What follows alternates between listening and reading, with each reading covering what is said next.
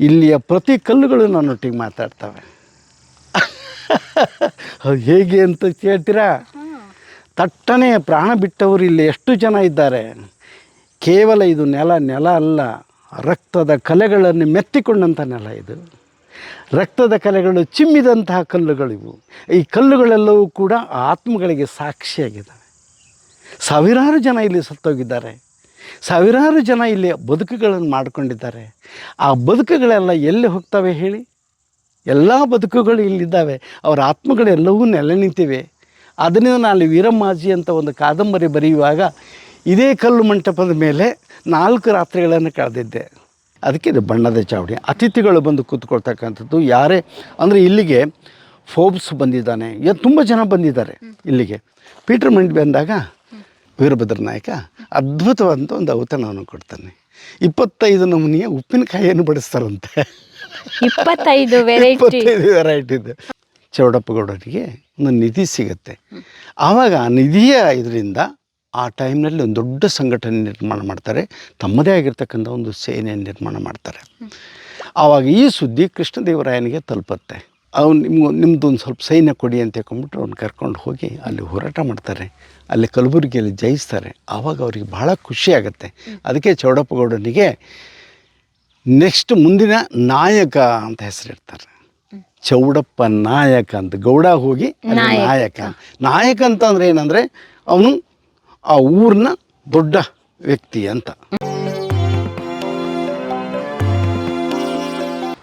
Wow, super. ಅಂದರೆ ಇದೆಲ್ಲ complete ನಿಮಗೆ ಗೊತ್ತಿದ್ದಂಗೆ ಡೋರೆಲ್ಲ ಬಿದ್ದೋಗ್ಬಿಟ್ಟಿತ್ತಾ? ಹೌದೌದು, ಎಲ್ಲ ಇರೋದಿಲ್ಲ. 400 ವರ್ಷಗಳು ನೋಡ್ರಿ, ಅಲ್ಲೊಂದುಂಟು ಅಲ್ಲೊಂದುಂಟು. 400 ವರ್ಷಗಳ ಹಿಂದೆ. ಈಗ 10 ವರ್ಷದ ಹಿಂದೆ ಹೇಗಿತ್ತು ಇದು, ಅಥವಾ 10 ವರ್ಷದ ಹಿಂದೆ ನಿಮಗೆ ಶಿವಮೊಗ್ಗ ಹೇಗಿತ್ತು? ಸಾಕಷ್ಟು ಬದಲಾವಣೆ ಆಗಿದೆ ಅಲ್ವಾ? ಸಾಕಷ್ಟು ಬದಲಾವಣೆ 10 ವರ್ಷದಲ್ಲೇ. ಆದರೆ 400 ವರ್ಷಕ್ಕೆ ಹೆಂಗಾಗತ್ತೆ? ಇದೆಲ್ಲ ಉಳಿದದ್ದು ವಿಶೇಷ. ಅದೆಲ್ಲ ದೇವಡಿ ಬೈಲು ಅಂತ ಅಂತಾರೆ. ಆ ಮುಂದ್ಗಡೆಗಿರ್ತಕ್ಕಂಥದ್ದು ಅದು ಅರಮನೆ. ಆ್ಯಕ್ಚುಲಿ ಯಾವ ಕಡೆ ಸರ್ ಅರಮನೆ? ಅಲ್ಲಿ ಕಾಣಿಸುತ್ತೆ ನೋಡ್ರಿ, ಮನೆ ಕಾಣಿಸ್ತಾ ಇದೆ. ಕಾಣಿಸುತ್ತಲ್ಲ, ಚರ್ಚಲ್ಲಿ ಕಾಣಿಸುತ್ತೆ ನೋಡ್ರಿ.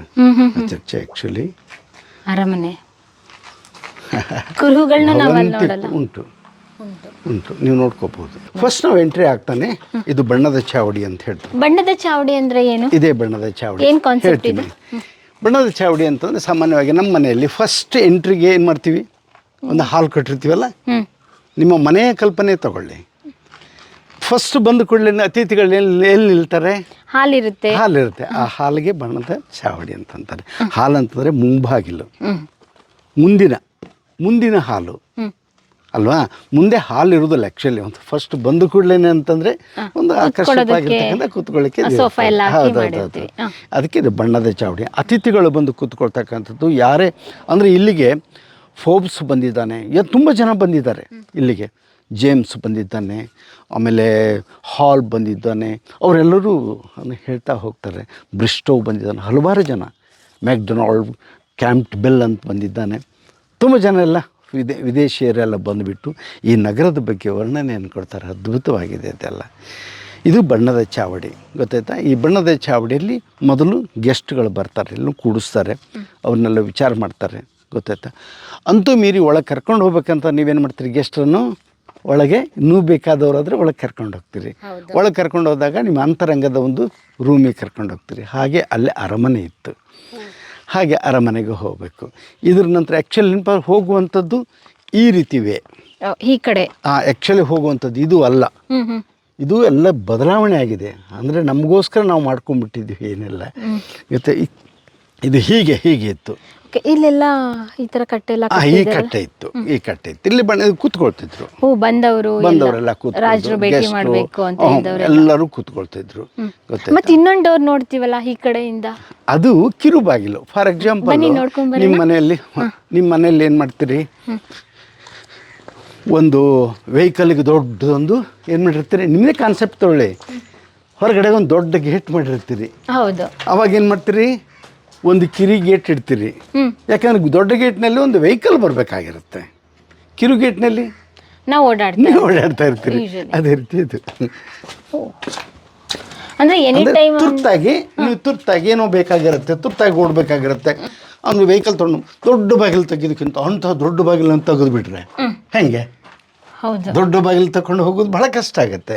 ಅವಾಗ ಕಿರಿ ಬಾಗಿಲಲ್ಲಿ, ಹೌದಾ, ಹೀಗೆ ಅಂದ್ರೆ ಜಾಸ್ತಿ ಆ ಬಾಗ್ಲಕ್ಕಿಂತ ಈ ಬಾಗಿಲು ಹೆಚ್ಚು ಯೂಸ್ ಆಗುತ್ತೆ. ಇದನ್ನೇ ಯೂಸ್ ಆಗುತ್ತೆ. ಅಂದರೆ ಸೈನಿಕರು ಓಡಾಡ್ತಾ ಇರ್ತಾರೆ. ಈಗ ಕೋಟೆ ಅಂತಂದ್ರೆ ಇಲ್ಲಿ ಬದುಕುಗಳು ತುಂಬ ಇರ್ತವೆ ಅಲ್ವೇನು? ಹಾಗೆ ಇಷ್ಟು ದೊಡ್ಡ ಗೇಟನ್ನು ತಕ್ಕೊಂಡು ಹೋಗೋದಕ್ಕಿಂತ ಇಷ್ಟೊತ್ತು ನಾವೆಷ್ಟು ಕಷ್ಟಪಟ್ವಿ. ಇಮಿಡಿಯೇಟ್ ಅಲ್ಲಿ ಬಂದುಬಿಡ್ಬೋದು. ಅದಕ್ಕೂ ಗಿಡ ಕೂಡ ಗೇಟ್ ಇರ್ತಿತ್ತು, ಸಣ್ಣ ಗೇಟ್ ಇರ್ತಿತ್ತು, ಇಮಿಡಿಯೇಟ್ ಬಂದುಬಿಡ್ಬೋದಾ? ಹಾಗೆ ಎಲ್ಲ ಮನೆಗಳಿಗೂ ಕೂಡ ಎರಡೆರಡು ಗೇಟು ಇದ್ದೇ ಇರುತ್ತೆ, ಒಂದು ದೊಡ್ಡದು ಒಂದು ಸಣ್ಣದು. ಹಾಗೆ ಫಸ್ಟ್ ಫಸ್ಟ್ ಬಂದ ಕೂಡಲೇ ಇಲ್ಲಿ ಬಣ್ಣದ ಚಾವಡಿಯಲ್ಲಿ ಅತಿಥಿಗಳೆಲ್ಲ ಕೂತ್ಕೊಳ್ತಾಯಿದ್ರು, ಬಂದಿರತಕ್ಕಂಥ ಸಮಾಚಾರ ಕೇಳ್ತಾಯಿದ್ರು. ಇನ್ನೂ ಹೆಚ್ಚಿನ ಅವರಿಗೇನಾದರೂ ಇದು ಕೊಡಬೇಕು ಅಂದರೆ ಔತಣವನ್ನು ಕೊಡಬೇಕಂತಂದರೆ ಒಳಗೆ ಕರ್ಕೊಂಡು ಹೋಗ್ತಾಯಿದ್ರು. ಔತಣ ಕೊಟ್ಟಂಥದ್ದು ಉಂಟು, ಭಾಳ ಚೆಂದ ಇದು. ಹೌದು. ಒಬ್ಬರು ಪೀಟರ್ ಮಂಡಿ ಅಂತ, ಪೀಟರ್ ಮಂಡಿ ಬಂದಾಗ ವೀರಭದ್ರ ನಾಯಕ ಅದ್ಭುತವಾದಂಥ ಒಂದು ಔತಣವನ್ನು ಕೊಡ್ತಾನೆ. 25 ನಮೂನೆಯ ಉಪ್ಪಿನಕಾಯಿಯನ್ನು ಬಡಿಸ್ತಾರಂತೆ. 25 ವೆರೈಟಿದು ಬೇರೆ ಬೇರೆ ನಮೂನೆ ಆಗಿರ್ತಕ್ಕಂಥ ಪಾಯಸವನ್ನು ಮಾಡ್ತಾರಂತೆ, ಗೊತ್ತಾಯ್ತಾ? ಆಮೇಲೆ ಅಕ್ಕಿಯು ಅಷ್ಟೇ ಬೇರೆ ಬೇರೆ ನಮೂನೆಯಾಗಿರ್ತಕ್ಕಂಥ ಅಕ್ಕಿಗಳು. ಹೀಗೆ ಅವರ ಔತಣ ಅದ್ಭುತವಾಗಿ ಔತಣ ಇತ್ತು. ಆದರೆ ಸಸ್ಯಾಹಾರಿಗಳು, ಅವ್ರು ಮಾಂಸಾಹಾರಿಗಳಲ್ಲ. ಅದಕ್ಕೆ ಅವನು ಹೇಳ್ತಾನೆ, ಅಯ್ಯೋ ನಾವು ಅವರು ಸಸ್ಯಾಹಾರಿಗಳಂತ ನಮ್ಗೆ ಯಾಕೆ ಸಸ್ಯಾಹಾರ ಕೊಡಬೇಕು, ನಮಗೊಂದು ಸ್ವಲ್ಪ ಕುರಿ ಮಾಂಸ ಇದನ್ನೆಲ್ಲ ಮಾಂಸಾಹಾರನ ಕೊಡ್ಬೋದಿತ್ತೆ ಅಂತ ಹೇಳ್ಕೊಂಬಿಟ್ಟು ಮಾತಾಡ್ತಾರೆ. ಅವ್ರು ಭಾಳ ಚೆಂದ ಇದೆ ಅವ್ರ ಮಾತುಗಳೆಲ್ಲ. ಇಲ್ಲಿ ಕಲ್ಗಳನ್ನ ನೋಡ್ತೀವಲ್ಲ, 2 ರೀತಿ ಕಲ್ಗಳನ್ನ ಯೂಸ್ ಮಾಡಿದಾರಲ್ಲ, ಮಾಡ್ತಾರೆ. ಇದು ಏನಂತಂದರೆ ಆಯಾ ಕಾಲಘಟ್ಟದಲ್ಲಿ ನಿರ್ಮಾಣ ಆಗಿರ್ತಕ್ಕಂಥದ್ದು. ಒಂದು ಕಾಲಘಟ್ಟದಲ್ಲಿ ಅದು ನಿರ್ಮಾಣ ಆದರೆ ಇನ್ನೊಂದು ಕಾಲಘಟ್ಟದಲ್ಲಿ ಇದು ನಿರ್ಮಾಣ ಆಗುತ್ತೆ. ಈಗ ನಾವು ಕೆಲವು ಇದರಲ್ಲಿ ನಾವು ಏನು ಮಾಡ್ತೀವಿ, ಇಟ್ಟಿಗೆ, ಒಳ್ಳೆಯ ಇಟ್ಟಿಗೆಯನ್ನು ಬಳಸ್ತೀವಿ, ದೊಡ್ಡ ಇಟ್ಟಿಗೆ. ಆಮೇಲೆ ಏನು ಮಾಡ್ತೀವಿ, ಸುಡ್ಡ ಇಟ್ಟಿಗೆನೂ ಬಳಸ್ತೀವಿ, ಕಲ್ಲಿಂದು ನಿರ್ಮಾಣ ಮಾಡ್ತೀವಿ. ಅದೆಲ್ಲ ಒಂದೊಂದು ಕಾಲಘಟ್ಟದಲ್ಲಿ ಅಲ್ವಾ? ಹಿಂದೆ ನಾವು ಏನು ಮಾಡ್ತಾಯಿದ್ವಿ, ಮಣ್ಣಿನ ಮನೆಯನ್ನು ನಿರ್ಮಾಣ ಮಾಡ್ತಿದ್ದೀವಿ. ಇವಾಗ ಮಣ್ಣಿನ ಮಾಡ್ತೀವಾ? ಇಲ್ಲ. ಯಾಕೆ? ಆಯಾ ಕಾಲಘಟ್ಟದಲ್ಲಿ ಬದಲಾವಣೆ ಆಗ್ತಕ್ಕಂಥ ಇದು ಇತಿಹಾಸವೇ ಹಾಗೆ. ಒಂದೊಂದು ಕಾಲಘಟ್ಟದಲ್ಲಿ ಒಂದೊಂದು ರೀತಿಯಾಗಿ ಬೇರೆ ಬೇರೆ. ಆವಾಗಿನ ಮನೆಗಳಿಗೂ ಇವಾಗಿನ ಮನೆಗಳು ಯಾಕೆ ಬೇರೆ ಇದ್ದಾವೆ? ಮೊದಲು ಗುಡಿಸಲು ಮನೆಗಳೇ ಇದ್ದು, ಇವಾಗ ಎಲ್ಲಿದ್ದಾವೆ ಗುಡಿಸಲು ಮನೆಗಳು? ನಂತರ ಬಂದದ್ದು ಹಂಚಿನ ಮನೆ, ಒಳ ಹಂಚು ಅಂತ ತಿಳ್ಕೊಂಡು ಬರ್ತಿತ್ತು, ಒಂದು ಇದ್ರ ಹಂಚು, ಆ ಮನೆ. ಆನಂತರ ಒಳ್ಳೆಯ ಹಂಚುಗಳು ಬಂದು, ಅದ್ರ ನಂತರ ಈಗ RCC ಬಿಲ್ಡಿಂಗೇ ಆಗ್ಬೇಕು, ನಮ್ಗೆ ಹಂಚಿನ ಮನೆ ಆಗೋದಿಲ್ಲ. ಹಾಗೆ ಇಲ್ಲಿ ಮೇಲೆ ಇತ್ತು ಅನ್ಸುತ್ತಲ್ಲ, ಯಾಕೆಂದ್ರೆ ಅದು ಅದೇ ಅಲ್ಲೇ ಹೇಳ್ತೀನಲ್ಲ, ಸಾಕಷ್ಟು ಬದಲಾವಣೆ ಆಗಿದೆ. ಇದು ಹೀಗೆ ಇಲ್ಲ, ನೀವು ನೋಡಿದಂತೆ ಈ ಕೋಟೆ ಅಲ್ಲ. ಕೋಟೆಯಲ್ಲಿ ಸಾಕಷ್ಟು ಬದಲಾವಣೆ ಆಗಿದೆ ನೋಡಿ. ಬಿಸಿಲು, ಇಂತಹ ತಾಪದ ಬಿಸಿಲಲ್ಲಿ ಹೇಗೆ ನಿಂತುಕೊಳ್ಳಿಕ್ಕೆ ಸಾಧ್ಯ ಇಲ್ಲ. ಹಾಗಿದ್ರೆ ಅವರು ನೆರಳು ಮಾಡಲೇಬೇಕಲ್ಲ. ಹೌದು, ನೆರಳಿತ್ತು, ಎಲ್ಲ ಕಡೆಗೂ ನೆರಳಿತ್ತು. ಇವಾಗ ಇದಿಷ್ಟು ಇಂತಹ ಬಿಸಿಲಿದು ತಡ್ಕೊಳ್ಳಿಕ್ಕೆ ಆಗೋದಿಲ್ಲ ಇದನ್ನು, ಹೌದಾ? 12 ಗಂಟೆಗಂತೂ ನಿಮಗೆ ನಿಂತ್ಕೊಳ್ಳಿಕ್ಕೆ ಆಗೋದಿಲ್ಲ ಇಲ್ಲೇ. ಆಮೇಲೆ ಮಳೆ, ವಿಪರೀತ ಮಳೆ. ನಗರ = ಮಳೆ ಅಂತಾನೆ, ಅಂತಹ ವಿಪರೀತ ಮಳೆ ಇದು ಪ್ರದೇಶ. ಈ ಮಳೆಯಲ್ಲಿ ನಿಂತುಕೊಂಡು ಕಾವಲು ಕಾಯ್ಬೋದಾ? ಓಡಾಡ್ಬೋದಾ? ಇವರೆಲ್ಲ ಸಾಧ್ಯ ಇಲ್ಲ. ಇದಕ್ಕೆಲ್ಲವೂ ಕೂಡ ಒಂದು ವ್ಯವಸ್ಥೆ ಇತ್ತು. ನಾವು ನೋಡಿದಂತೆ ಈ ಕೋಟೆ ಅಲ್ಲ. ಈ ಕೋಟೆ ಜಸ್ಟ್ ಒಂದು ಅವಶೇಷ ಅಂತ ಹೇಳ್ಬೋದು ಅಷ್ಟೇ ಹೊರತು ನಿಜವಾದ ಕೋಟೆದಲ್ಲ. ಈ ರೀತಿಗೆ ಮೇಲೆ ಕವರ್ ಮಾಡಿದಾರಲ್ಲ, ಕಂಪ್ಲೀಟ್ ಆಗಿ ಕವರ್ ಎಲ್ಲ ಕಡೆಗೆ ಹೀಗೆಲ್ಲ ಕವರ್ ಇತ್ತು, ಪ್ರತಿಯೊಂದು ಕೂಡ ಕವರ್ ಇತ್ತು. ನಿಮ್ಮ ಪ್ರಶ್ನೆಗೆ ಬರ್ತೀನಿ. ನಾಯಕ ಮತ್ತು ಅರಸ ಅಂತ ಇಬ್ಬರು ಮಾತಾಡ್ಕೊಂಡ್ರಲ್ಲ, ಇವರು ಆ್ಯಕ್ಚುಲಿ ಗೌಂಡಾಸ್ ಅಂತ ಹೇಳ್ತಾರೆ. ಗೌಂಡಾಸ್ ಅಂತ ಮೊದಲು ಚೌಡಪ್ಪ ಗೌಂಡ ಅಂತ ಬರ್ತಾನೆ ಒರಿಜಿನಲಿ, ಅಂದರೆ ಇಲ್ಲಿ ಅಲ್ಲ, ಆ್ಯಕ್ಚುಲಿ ಕೆಳಗೆ ಚೌಡಪ್ಪ ಗೌಂಡ ಅಂತ. ಅವರು ಕೃಷಿಕರು, ಗೊತ್ತಾಯ್ತಾ? ಕೃಷಿಕರು, ಬಟ್ ಸಂಘಟನಾ ಚಾತುರ್ಯ ಇದ್ದಂಥವ್ರು. ಅವರು ತಮ್ಮದೇ ಆಗಿರ್ತಕ್ಕಂಥ ಒಂದು ಆಡಳಿತವನ್ನು ಮಾಡ್ತಾ ಇರ್ತಾರಲ್ಲ, ಸಣ್ಣದಾಗಿ. ಈ ಗ್ರಾಮ ಪಂಚಾಯತಿಯಲ್ಲಿ ಇದನ್ನೆಲ್ಲ ಮಾಡೋದಲ್ವ, ಹಾಗೆ ಮಾಡ್ತಾ ಇರ್ತಾರೆ. ಆವಾಗ ಅವರಿಗೆ ಒಂದು ನಿಧಿ ಸಿಗುತ್ತೆ, ಚೌಡಪ್ಪಗೌಡರಿಗೆ ಒಂದು ನಿಧಿ ಸಿಗುತ್ತೆ. ಆವಾಗ ಆ ನಿಧಿಯ ಇದರಿಂದ ಆ ಟೈಮ್ನಲ್ಲಿ ಒಂದು ದೊಡ್ಡ ಸಂಘಟನೆ ನಿರ್ಮಾಣ ಮಾಡ್ತಾರೆ, ತಮ್ಮದೇ ಆಗಿರ್ತಕ್ಕಂಥ ಒಂದು ಸೇನೆ ನಿರ್ಮಾಣ ಮಾಡ್ತಾರೆ. ಆವಾಗ ಈ ಸುದ್ದಿ ಕೃಷ್ಣದೇವರಾಯನಿಗೆ ತಲುಪತ್ತೆ. ಯಾರೋ ಹೋಗಿ ಚಾಡಿ ಹೇಳ್ತಾರೆ ಹೀಗೀಗೆ ಅಂತ ಹೇಳ್ಕೊಂಡ್ಬಿಟ್ಟು. ಆವಾಗ ಇವ್ರನ್ನ ಕರೆಸ್ಕೊಳ್ತಾನೆ ಇವನು ಯಾರು ಕೃಷ್ಣದೇವರಾಯ ಕರೆಸ್ಕೊಳ್ತಾನೆ. ಆವಾಗ ಕೃಷ್ಣದೇವರಾಯ ಇವರಿಗೆ ಬೈಯೋದಿಲ್ಲ, ಒಂದು ಸಹಾಯವನ್ನು ತಗೊಳ್ಳೋಣ ಇವನಿಂದ. ಅವನು ರಾಜಕೀಯ ಮುತ್ಸದ್ದಿ ಗೊತ್ತಾ, ಅಚ್ಯುತರಾಯರು ಕೃಷ್ಣದೇವರಾಯರು ಅಂತಂದು ರಾಜಕೀಯ ಮುತ್ಸದ್ದಿಗಳು. ಅವ್ರೇನು ಮಾಡ್ತಾರೆ ಅಂತಂದರೆ, ನೋಡಿ ಕಲಬುರ್ಗಿಯವರು ತುಂಬ ತೊಂದರೆ ಕೊಡ್ತಾ ಇದ್ದಾರೆ ನಮಗೆ. ಕಲಬುರ್ಗಿಯವರು ತುಂಬ ಕಲಬುರ್ಗಿ ಆ ಕಡೆಗೆ ಗೋಳ್ಕೊಂಡ, ಬೀರರ್ ಅವರೆಲ್ಲ ಸ್ಥಾಪನೆ ಆಗಿರುತ್ತಲ್ಲ 1347ರಲ್ಲಿ. 4 ಮುಸ್ಲಿಂ ಬಹುಮನಿ ಸುಲ್ತಾನರು ಇದು ಮಾಡಿರ್ತಾರಲ್ಲ, ಅವರು ತುಂಬ ತೊಂದರೆ ಕೊಡ್ತಿರ್ತಾರೆ. ಒಂದು ಕಡೆ ಕಲಬುರಗಿಯಲ್ಲಿ ತುಂಬ ತೊಂದರೆ ಕೊಡ್ತಿರ್ತಾರೆ. ಆವಾಗ ಇವರಿಗೆ ರಾಜರಿಗೆ ಹೇಳ್ತಾರೆ, ಇವನಿಗೆ ಚೌಡಪ್ಪಗೌಡ ಮತ್ತು ಭದ್ರಪ್ಪಗೌಡ ಅಂತ ಅವರಿಬ್ಬರು, ಅವರು ಹೋಗಿಬಿಟ್ಟು ನಿಮ್ಮದು ಒಂದು ಸ್ವಲ್ಪ ಸೈನ್ಯ ಕೊಡಿ ಅಂತ ಹೇಳ್ಕೊಂಡ್ಬಿಟ್ಟು ಅವ್ನು ಕರ್ಕೊಂಡು ಹೋಗಿ ಅಲ್ಲಿ ಹೋರಾಟ ಮಾಡ್ತಾರೆ. ಅಲ್ಲಿ ಕಲಬುರಗಿಯಲ್ಲಿ ಜಯಿಸ್ತಾರೆ. ಆವಾಗ ಅವ್ರಿಗೆ ಭಾಳ ಖುಷಿ ಆಗುತ್ತೆ. ಅದಕ್ಕೆ ಚೌಡಪ್ಪಗೌಡನಿಗೆ ನೆಕ್ಸ್ಟ್ ಮುಂದಿನ ನಾಯಕ ಅಂತ ಹೆಸರಿಡ್ತಾರೆ.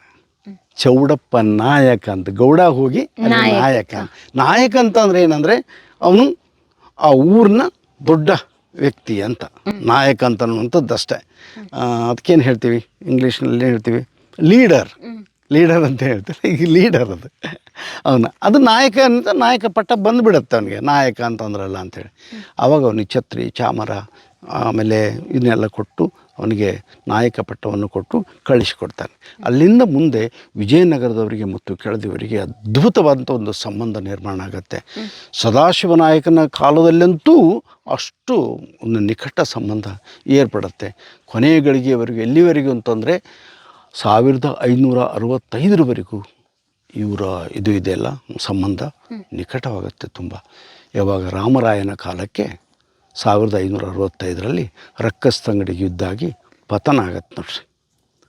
ಅದರ ನಂತರದಲ್ಲಿ ಇವರು ಸ್ವತಂತ್ರ ರಾಜರಾಗ್ತಾರೆ.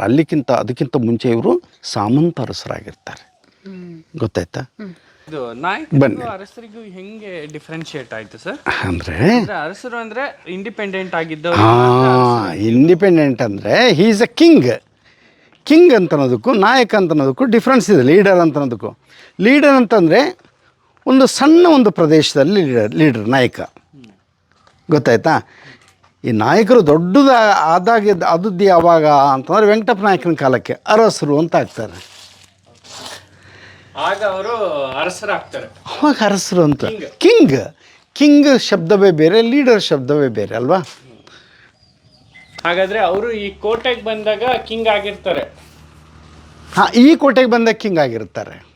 ಪ್ರಿಯ ವೀಕ್ಷಕರೇ, ನಾವು ತೋರಿಸುತ್ತಿರುವ ಇತಿಹಾಸದ ಕಥೆಗಳು ಕನ್ನಡದ ಕಲೆ, ಸಾಹಿತ್ಯ, ಸಂಸ್ಕೃತಿ, ಜನಜೀವನ, ಇತಿಹಾಸ ಸೃಷ್ಟಿಸಿದ ಜನಸಾಮಾನ್ಯರ ಅಸಾಮಾನ್ಯ ಕಥೆಗಳು ನಿಮಗೆ ಇಷ್ಟ ಆಗಿದ್ಯಾ? ಹಾಗಿದ್ರೆ ವಿಡಿಯೋ ನೋಡಿ ಸುಮ್ಮನಾಗ್ಬೇಡಿ, ಶೇರ್ ಮಾಡಿ, ಸಪೋರ್ಟ್ ಮಾಡಿ, ನಮ್ಮೊಂದಿಗೆ ಜೊತೆಯಾಗಿ. ಇದು ನೀವೇ ಬೆಳೆಸಿದ ನಿಮ್ಮ ನೆಚ್ಚಿನ ಡಿಜಿಟಲ್ ಮಾಧ್ಯಮ. ಇನ್ಮುಂದೆ ನಿಮಗಾಗಿ ಇನ್ನಷ್ಟು ವಿನೂತನ ಶೈಲಿಯಲ್ಲಿ ಬರಲಿದೆ. ನೈತಿಕ ಬೆಂಬಲದ ಜೊತೆಗೆ ಆರ್ಥಿಕ ಬೆಂಬಲ ನೀಡಿ. ನಿಮ್ಮ ಬೆಂಬಲವೇ ನಮಗೆ ಪ್ರೇರಣೆ, ಸ್ಫೂರ್ತಿ ಕೂಡ.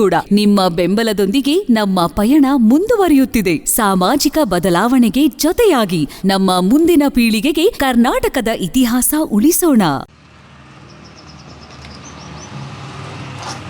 ನಾವು ಇಲ್ಲಿ ಕೆಳದಿ ಇತಿಹಾಸ ಮಾಡಬೇಕು ಅಂತ ಹೇಳಿದಾಗ ಕೆಳದಿ ಇಕ್ಕೇರಿ ಮುಗಿಸ್ಕೊಬಂದು ಇವಾಗ 3ನೇ ರಾಜಧಾನಿಯಾಗಿ ಕೆಳದಿ ನಾಯಕರು ಬಿದನೂರು ಕೋಟೆ ಮಾಡಿದರು ಅಂತ ಎಲ್ರಿಗೂ ಗೊತ್ತಿರೋ ವಿಚಾರನೇ. ಅಲ್ಲಿ ಇತಿಹಾಸನ ಯಾರು ಹೇಳ್ತಾರೆ ಅಂತ ಒಂದು ನಮ್ಮ ಡಿಜಿಟಲ್ ಮಾಧ್ಯಮದಲ್ಲಿ ಪೋಸ್ಟ್ ಮಾಡಿದಾಗ ನಾವು ಯಾವುದೇ ಊರಿಗೆ ಹೋಗೋಕ್ಕೂ ಮುಂಚೆ ಅಲ್ಲಿ ಸ್ಥಳೀಯ ಮಾಹಿತಿದಾರರು ಯಾರು ಇರ್ತಾರ ಅಂತ ಹೇಳಿ ನಮ್ಮ ವೀಕ್ಷಕರಿಗೆ ಚೆನ್ನಾಗಿ ಗೊತ್ತಿರುತ್ತೆ. ನಾವು ಯಾರೋ ಹೇಳಿದ್ದು ಕೇಳ್ಕೊಂಡಿರ್ತೀವಿ. ಇಲ್ಲಿ ಸ್ಥಳೀಯವಾಗಿ ಅವರಿಗೆ ನಿಖರವಾಗಿ ಮಾಹಿತಿ ಇರುತ್ತಲ್ಲ. ಆವಾಗ 99% ಜನ ಅಂಬರೀಯ ಮಠ ಅವ್ರನ್ನ ಮಾತಾಡಿಸಿ ಅಂತ ಹೇಳಿದರು. ಅದೇ ರೀತಿಯಾಗಿ ಅಲ್ಲಿ ಆನಂದಪುರದಲ್ಲಿ ಅರುಣ್ ಪ್ರಸಾದ್ ಸರ್ ಅಂತ ಅವರು ಕೂಡ ನಿಮ್ಮ ನಂಬರ್ ಕೊಟ್ಟರು. ಕಾಂಟ್ಯಾಕ್ಟ್ ಮಾಡಿದೆ, ಬನ್ನಿ ಅಂತ ಹೇಳಿದ್ರಿ. ಏನು ನಿಮ್ಮ ಹಿನ್ನೆಲೆ? ಯಾಕೆಂದರೆ ಎಲ್ರಿಗೂ ನಿಮ್ಮ ಹೆಸರು ಅಷ್ಟು ಚಿರಪರಿಚಿತವಾಗಿದೆಯಲ್ಲ. ಏನೋಮ್ಮ, ನಾನು ಒರಿಜಿನಲಿ ಇಲ್ಲಿಯವನಲ್ಲ. ನಾನು ತಾಳಿಕೋಟೆಯವನು, ಬಿಜಾಪುರ ಜಿಲ್ಲೆ ತಾಳಿಕೋಟೆ. ರಕ್ಕಸತಂಗಡಿ ಯುದ್ಧ ಏನಾಯ್ತಲ್ಲ 1565ರಲ್ಲಿ, ಅಲ್ಲಿ ಅವನು ಇಲ್ಲಿಗೆ ಬಂದೆ. ನಾನು ಆ್ಯಕ್ಚುಲಿ ಏನಪ್ಪ ಅಂದರೆ KPCL ಕರ್ನಾಟಕ ಪವರ್ ಕಾರ್ಪೊರೇಷನ್ದಲ್ಲಿ ಮ್ಯಾನೇಜರ್ ಆಗಿದ್ದಂಥವನು. ಮ್ಯಾನೇಜರ್ ಆಗಿ ನಾನು ಇಲ್ಲೇ ಆ ತರಂಗದ ಕಾರಣವಾಗಿ ತರಂಗದ ಗುಲ್ವಾಡಿಯವರು ಹೇಳಿದರು, ನೀನು ಹೊಸಂಗಡಿಯ ಬಗ್ಗೆ ಒಂದು ಇದು ಮಾಡು, ಲೇಖನ ಬರೆ ಅಂತ ತರಂಗ ಮ್ಯಾಗ್ಝಿನಲ್ಲಿ ಭಾಳ ಫೇಮಸ್ ಅದು. ಒಂದು ಕಾಲಕ್ಕೆ 10 ಲಕ್ಷ ಸರ್ಕ್ಯುಲೇಷನ್, ಅದು 10 ಲಕ್ಷ ಸರ್ಕ್ಯುಲೇಷನ್ ಇತ್ತದು ಒಂದು ವಾರಕ್ಕೆ. ಅಂತಹ ಒಂದು ಇದು ಅದು. ಗುಲ್ವಾಡಿಯವರು ನನ್ನ ಪುಣ್ಯ ಸಿಕ್ಕಿದ್ರು. ಮತ್ತು B ಗಣಪತಿ ಅಂತ ಹೇಳ್ಕೊಂಡು ಒಬ್ಬರು ಇದ್ದಾರೆ, ನಿಮ್ಗೆ ಗೊತ್ತಿರಬೇಕು. ಅವರು ನನಗೆ ಸಿಕ್ಕರು.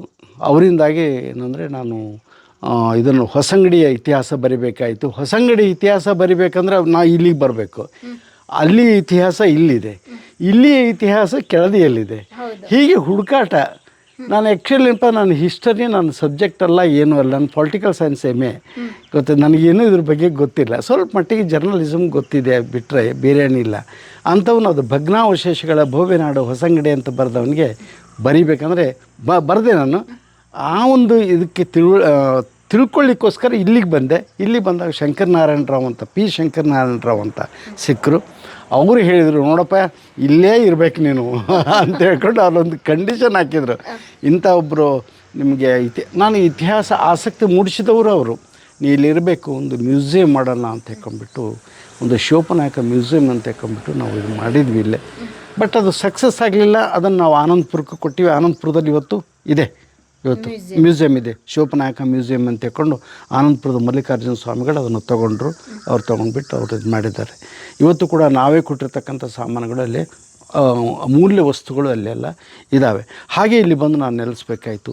ಒರಿಜಿನಲಿ ನಾನು ಬಿಸಿಲೂರಿನವನು. ಮಲೆನಾಡಿಗೆ ಬಂದೆ. ಮಲೆನಾಡಿಗೆ ಬಂದು ಈ ಒಂದು ಭಗ್ನಾವಶೇಷಗಳ ಭವ್ಯನಾಡು ಹೊಸಂಗಡಿ ಅಂತನ್ನುವಂಥದ್ದು ಐತಿಹಾಸಿಕ ಲೇಖನವೇ ನನ್ನ ಹುಡುಕಾಟಕ್ಕೆ ಆರಂಭ ಆಯಿತು. ನಾನೊಬ್ಬ ಇವತ್ತು ಸಂಶೋಧಕ ಅಂಥೇಳಿ ಕರೀತಾ ಇದ್ದಾರೆ ಎಲ್ಲರೂ. ನಾನು ಎಷ್ಟರ ಮಟ್ಟಿಗೆ ಸಂಶೋಧಕ ಅಂತ ಗೊತ್ತಿಲ್ಲ, ಅಂತೂ ಹುಡುಕಾಟ ಅಂತೂ ಮಾಡ್ತೀನಿ.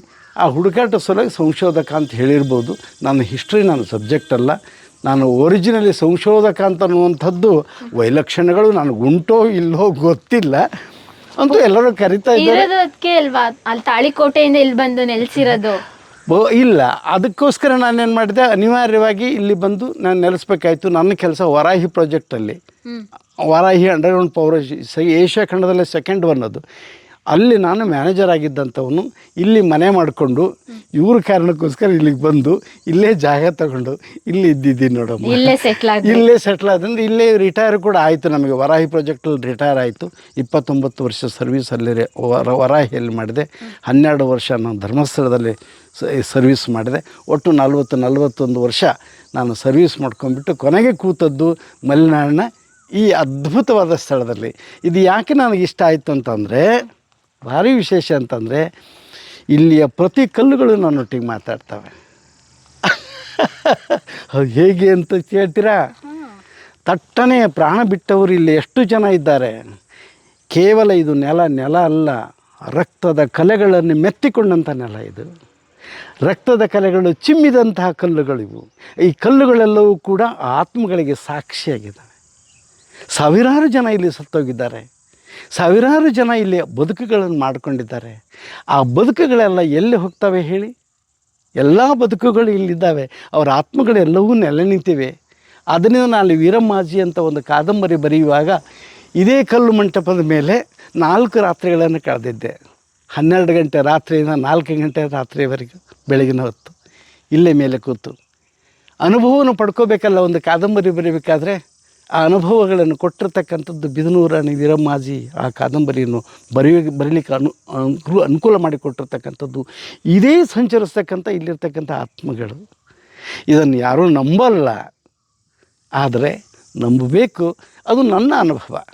ಆತ್ಮಗಳು ನಿಮ್ಮೊಟ್ಟಿಗೆ ಮಾತಾಡಿದಂತೆ ಅನುಭವ. ಇಲ್ಲದೇ ಹೋದರೆ ನಾನು ಅದನ್ನು ಬರೀಲಿಕ್ಕಾಗ್ತಿತ್ತಾ? ಇಲ್ಲ, ಹೌದು ಅಲ್ವಾ? ಒಂದು ಅನುಭವ ಇಲ್ಲದೇ ಇದ್ದರೆ ಆ 4 ರಾತ್ರಿ ಕಳೆದದ್ದೇ ಯಾಕೆ? ಇಲ್ಲಿ ನೀವು ಬಹುಶಃ ನೀವು 1 ರಾತ್ರಿ ಇಲ್ಲಿ ಕಳೆದು ನೋಡಿ, ನಿಮಗೆ ಅನುಭವ ಆಗುತ್ತೆ. ಯಾಕಂತಂದರೆ ಆ ಚೀರು, ಆ ಧ್ವನಿಗಳು ಇವತ್ತು ಕೂಡ ಬರುತ್ತೆ. ಇವತ್ತು ಸ್ವಲ್ಪ ಕಮ್ಮಿ ಆಗಿದೆ ಆ ಧ್ವನಿಗಳು. ಆ ಟೈಮ್ನಲ್ಲಿ ಉಂಟಲ್ಲ, ಇಲ್ಲಿ ಬೋರಂತಿತ್ತು, ಗೊತ್ತಾಯ್ತು. ಇಲ್ಲಿಂದ ಇದು ಉಂಟಲ್ಲ, ಯಾವುದು ಬತ್ತೇರಿ ಬುರ್ಜ್ ಇದೆಯಲ್ಲ, ಆ ಬುರುಜಿನಿಂದ ಒಂದು ಆಕಾರ ಎದ್ದ ಹಾಗೆ ನನ್ನ ಕಣ್ಣಿಗೆ, ಅದರಲ್ಲಿ ಬಿದನೂರು ರಾಣಿ ವೀರಮ್ಮಾಜಿ ಕಂಡದ್ದು ನಾನು. ಕೊನೆಯ ರಾಣಿ 1763ರಲ್ಲಿ ಆಗಿ ಹೋದಂಥ ರಾಣಿ.